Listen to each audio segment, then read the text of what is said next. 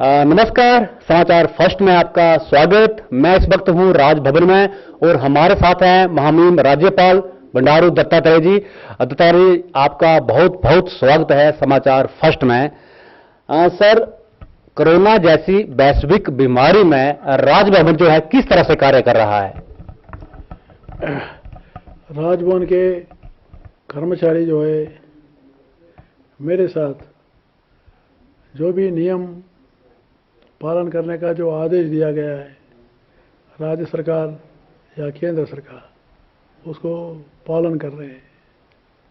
और दूसरी बात, अपने तरीके से जनता को सेवा करने के लिए मैं जो कौन से कदम उठा रहा हूँ उसमें भी जो है वो लोग सभी क्रियान्वित रूप से भाग ले रहे हैं। मैं जो है पहला मेरा एक मास का जो है वेतन था, वो जो है मैं मुख्यमंत्री कोष में जो है मैं दिया हूँ। वैसे ही विशेष करके हमारा यहाँ पर जो है मैं यूनिवर्सिटी जितने हैं सारे यूनिवर्सिटीज़ के वाइस चांसलर से हम जो वीडियो कॉन्फ्रेंस के माध्यम से सारे वाइस चांसलर्स, प्राइवेट यूनिवर्सिटीज़ के वाइस चांसलर से भी ऑनलाइन एजुकेशन प्राथमिकता देना चाहिए और इसको बढ़ावा देना, ऐसा मैं 15-20 दिन पहले ही जो है सारे लोगों से बातचीत किया। सर, ये बहुत अच्छी बात कही है कि यूनिवर्सिटी बंद है कोरोना के चलते, तो ऐसे में आपने दिशा निर्देश दिया है यूनिवर्सिटीज को कि ऑनलाइन पढ़ाई करें। तो सर, किस तरह से मॉनिटरिंग हो रही है और क्या कह रहे हैं अब कि किस तरह से पढ़ाई चल रही है छात्रों की? अभी दूसरी बार मैं उनसे बातचीत किया, हमारा रिपोर्ट जो है जैसे पालमपुर यूनिवर्सिटी में, टेक्निकल यूनिवर्सिटी के अंदर 80% के ऊपर जो है ये जो है पालन हो रहा है, ऑनलाइन एजुकेशन हो रहा है। बाकी यूनिवर्सिटीज़ में भी 70% तक जो है ये काम आगे बढ़ रही है। और मैं दूसरी बात भी उनसे कहा कि आप लोग अपने यूनिवर्सिटी के परिसर को, कोई भी जो है हॉस्टल में अगर विद्यार्थी है या विदेश से आए हुए लोग हैं, उन लोगों को भी व्यवस्थित करके उनके परिवार के लोगों से बात करवाइए, ताकि विदेश के लोगों को भी विश्वास हो हमारे बच्चे यहाँ पर अच्छे हैं। और यूनिवर्सिटी के वाइस चांसलर्स को ये भी कहा मैं, जो विद्यार्थी है समाज के सेवा के लिए काम करने के लिए उत्सुक है, वो विद्यार्थियों को वॉलंटियर्स के रूप में आप रजिस्ट्रेशन करिए। वो काम भी अच्छा चल रहा है। या एनएसएस में, रेड क्रॉस में किस में शामिल होंगे, ये भी जो है उनसे पूछताछ किया जा रहा है। और यूनिवर्सिटीज़ के जितने भी जो है प्रांगण हैं, बड़े बड़े जो ये जिला प्रशासन के साथ मिलकर उसको आइसोलेशन वार्ड्स तैयारी रखने के लिए सारा तैयार रखना चाहिए, जिला प्रशासन को समाचार देना चाहिए। वैसे सारे यूनिवर्सिटीज़ इसका आगे आए। सर, आपने कहा कि आपने मुख्यमंत्री राहत कोष में आपने 1 महीने का वेतन दिया है, तो प्रदेश में कई ऐसे लोग हैं जो संपन्न है, तो उनसे क्या अपील करना चाहेंगे ताकि गरीबों की मदद हो सके और जो आज कोरोना में स्थिति बनी है उससे जो है प्रदेश को भी आगे बढ़ाया जा सके? जो संपन्न लोग हैं वो लोग भाग्यशाली है और वो इस संकट के घड़ी में समाज को साथ देने के लिए वो महत्वपूर्ण जो है योगदान उनकी चाहिए। जैसे लोगों को भोजन खिलाने में या लोगों को जो सरकार की राशि में मदद करने में बड़ी संख्या में और बड़ी दिल से आना चाहिए। मुझे खुशी है। एक मनरेगा के वर्कर विद्या बोल के लेडी है, उसने मनरेगा में जो काम करे तो बचे हुए पैसे हैं 5,000 रुपया जो है वो कोरोना वायरस के लिए जो है उन्होंने वहाँ के प्रशासन को दिया है। मैंने वो पेपर में पढ़ा। पेपर में पढ़ने के बाद मैं उस महिला से बातचीत किया। मैंने उसको पूछा था क्या प्रेरणा थी आपको, गरीब होते हुए भी आप दिल अमीर है, आप पैसा का गरीब होंगे, दिल आपका अमीर है। वैसे ही बड़े बड़े लोग जो है ये जो एक उदाहरण के रूप में सामने आदर्श के रूप में आई है, वैसे हमारे संपन्न लोग भी जो है बड़ी पैमाने में सहायता करने के लिए आगे आना चाहिए। वैसे ही काफ़ी लोग आगे आ रहे हैं। बिल्कुल सर। सर, जब प्रधानमंत्री जी ने अपील की पूरे देश से कि लॉकडाउन में किस तरह से पालन करना है, थाली बजानी है, तो आप भी उसमें शामिल हुए। तो अब जो है लॉकडाउन का दौर चल रहा है, तो जो प्रदेश की जनता है उससे क्या अपील करना चाहेंगे ताकि वो धैर्य बनाए रखें और इस लॉकडाउन में अपना सहयोग दें? प्रधानमंत्री जी मेरे से कल बातचीत किए थे। उस समय में उन्होंने मैं उनको याद दिलाया था। मैं राज्यपाल बनने के बाद मैं प्रधानमंत्री जी को मिलने के लिए गया। प्रधानमंत्री जी मिलने के बाद उन्होंने कहा, दत्तात्रेय जी देखिए आप ऐसे प्रदेश जा रहे हैं, वो हिमाचल प्रदेश सुंदर प्रदेश है। और वैसा ही नहीं, उन्होंने कहा आप वहाँ जाने के बाद आपका स्वास्थ्य जो है और आपका उम्र जो है और 10 साल बढ़ेगा। वैसा उन्होंने कहा था। वैसे ही यहाँ की प्रकृति जो है बहुत आराधना का है और यहाँ का वातावरण भी बहुत अच्छा है, लोग भी अच्छे लोग हैं। सर, अभी जो बातचीत हुई है प्रधानमंत्री जी से, क्या बातचीत हुई है सर? प्रधानमंत्री जी मेरा स्वास्थ्य के बारे में पूछे। पहला मेरा स्वास्थ्य के बारे में पूछे, ये यहाँ ठंडी है, ये कैसा है, क्या चल रहा है आपका, कैसे है। तो मैं कहा कि मैं रोज़ सवेरे जो है एक आधा घंटा योगा करता हूँ और एक 20 मिनट एक शारीरिक व्यायाम करता हूँ और शाम को 1 घंटा वॉकिंग करता हूँ, इसलिए मेरा स्वास्थ्य काफ़ी अच्छा है।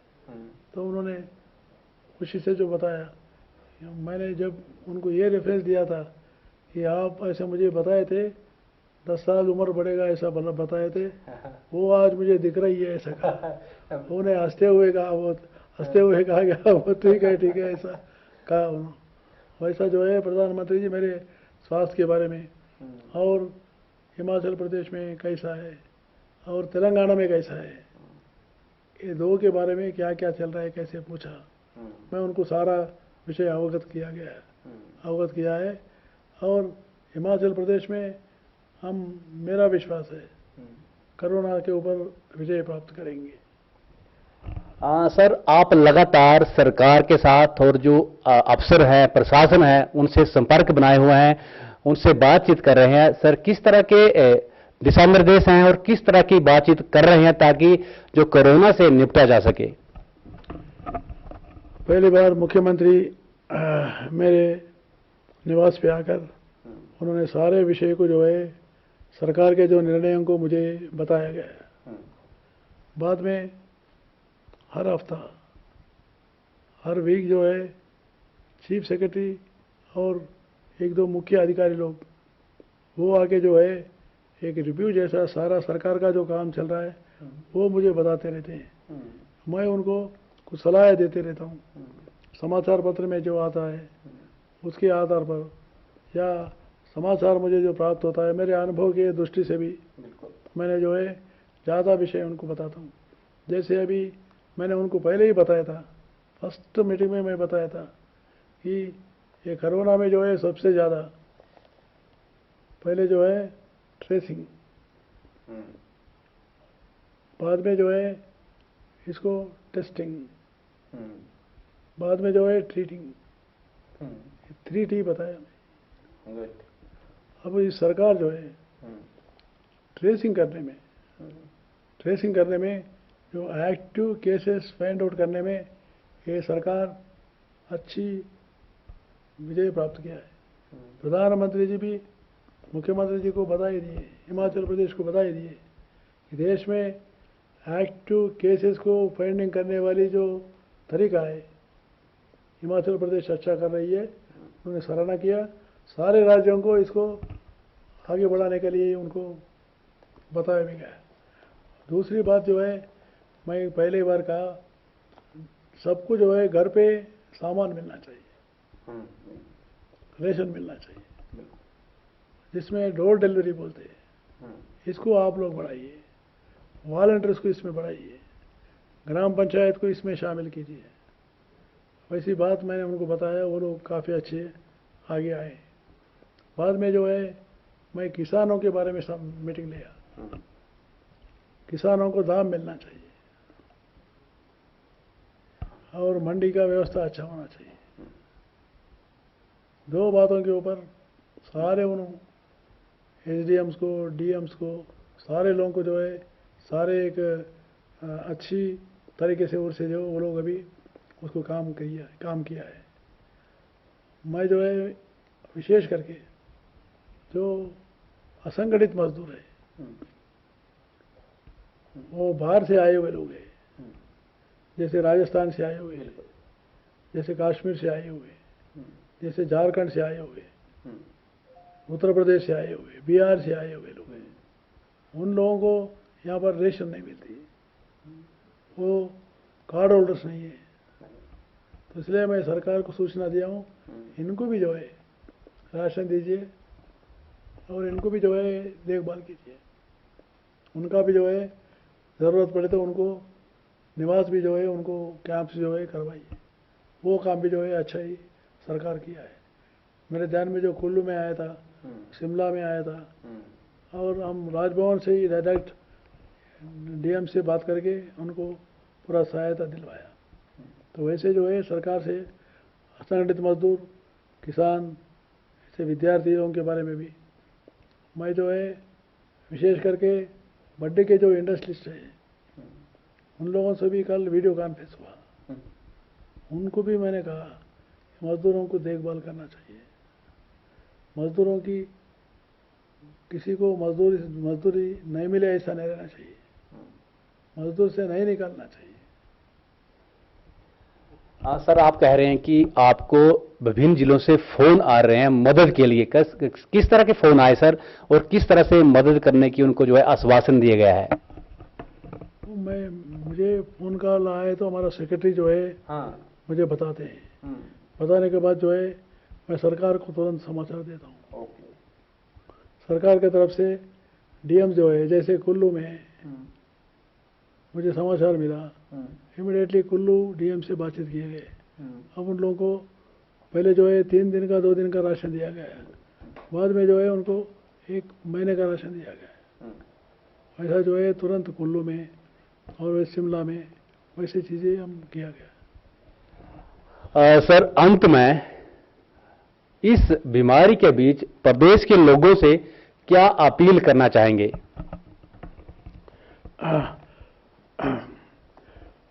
जो हिमाचल प्रदेश कोरोना वायरस के बारे में जो संघर्ष किया है, वो संघर्ष में अच्छे विजय के रास्ते में, लेकिन फिर भी लापरवाही नहीं होना चाहिए। लापरवाही नहीं होना चाहिए। उसमें हिमाचल प्रदेश के वासियों से मेरा प्रार्थना है, हिम्मत से रहिए, धैर्य से रहिए, संयम से रहिए। और वैसे ही जो प्रधानमंत्री जी ने बताया था कि मास्क जब बाहर जाएंगे, मार्केट जाएंगे, बराबर जो है मास्क पहन कर जाना चाहिए। मास्क गरीब लोग भी अपने घर में पुराना कपड़े से बांध लेकर जाना चाहिए। और दूसरी जो है, जो घर में रहते हैं, साफ सुथरा रहना, स्वच्छ रहना, और साबुन से जो है 3-4 बार हाथ धोना। तीसरा जो है सामाजिक दूरी, 2 गज का सामाजिक दूरी प्रधानमंत्री जी बताए, उसको पालन करना। और वैसे ही अपने परिसर है, स्कूल है, नहीं तो फैक्ट्री है, नहीं तो बाज़ार है, नहीं तो शॉप्स है, हर जगह वहाँ हर जगह जहाँ जा रहे केवल पुलिस के नियंत्रण से नहीं होना चाहिए। स्वयं अपने को नियंत्रित करके हम सामाजिक दूरी को पालन करना और स्वच्छता को मेंटेन करना, यही जो है कोरोना वायरस का मंत्र है। उस मंत्र को जो है बार बार जो है दोहरा लेना और उसका पालन करना, यही मेरा ये हिमाचल वासियों के लिए मेरा निवेदन है, प्रार्थना है। तो ये थे राज्यपाल महोदय, उनका यही कहना है कि हालांकि हिमाचल प्रदेश जो है इस बीमारी से ज़्यादा ग्रस्त नहीं है और धीरे धीरे जो है हालात सामान्य हो रहे हैं, बावजूद इसके आपको लापरवाही नहीं बरतनी है और धैर्य से काम लेना है। और जब भी घरों से निकले तो मास्क पहनकर निकलें। साथ में सरकार और प्रशासन ने जो आदेश दिए हैं उनका पालन करें। समाचार फर्स्ट में आप लोगों का धन्यवाद। सर, आपने हमें वक्त दिया, आपका बहुत धन्यवाद। नमस्कार।